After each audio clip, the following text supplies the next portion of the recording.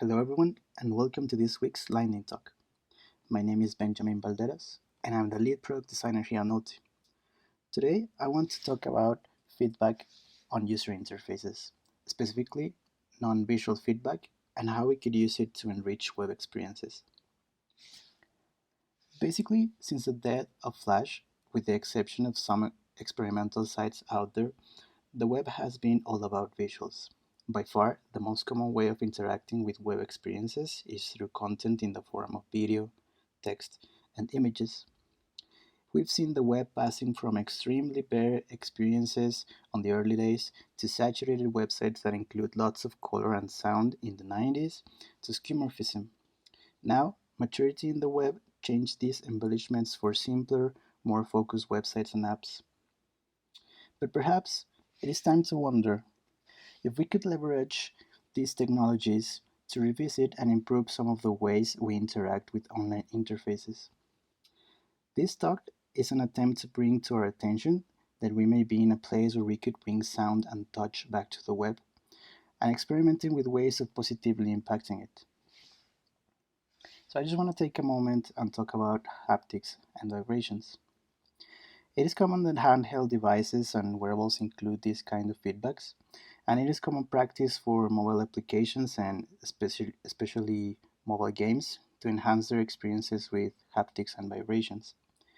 But there is a whole other side, websites and web apps, where we have yet to see this kind of feedback implemented in a good way and at a larger scale.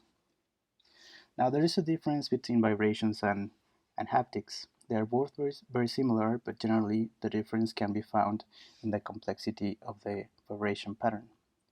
But for the purposes of this talk, we can agree that haptics and vibration can be used for similar purposes. So, what is the deal? Um, how can we use these kind of feedbacks to better experiences? What's the big idea? Well, we can use to deliver timely and useful information through the experience of touch. Um, some basic usages that we can think of could be telling the user when something went right or something went wrong. Maybe something happened or something didn't happen or stopped happening. Or we can say, hey, look at this notification. Yes, things work fine with visuals. Uh, Visual cues are very important. But what if we leverage this concept where users can learn and get used to new standards?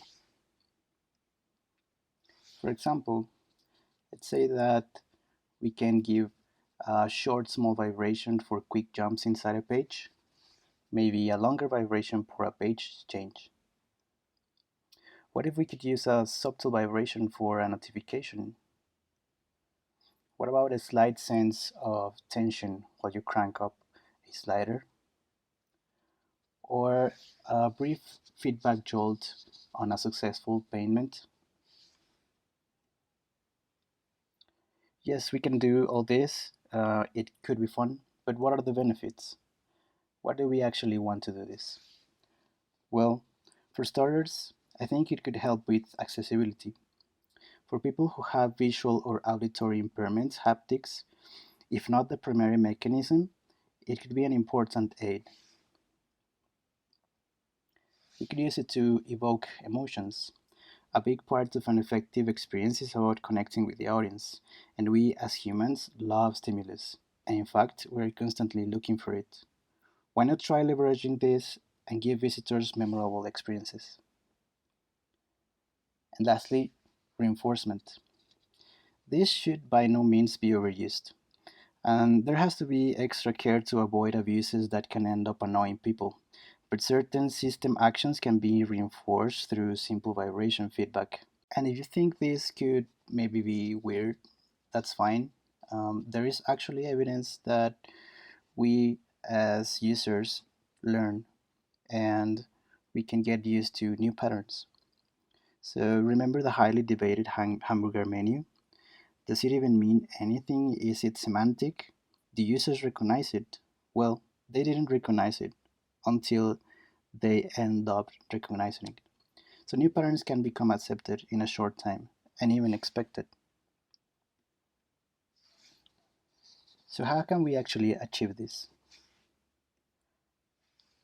There are currently several tools, several means by which we can achieve vibrations and haptic feedback on web interfaces. There is the navigator.vibrate method,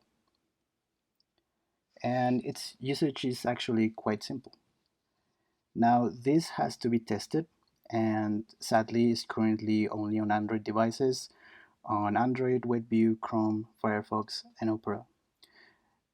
We don't have to go deeper into these points, but just wanted to mention that there are several means for doing this, integrating touch and haptics and vibrations to our web interfaces.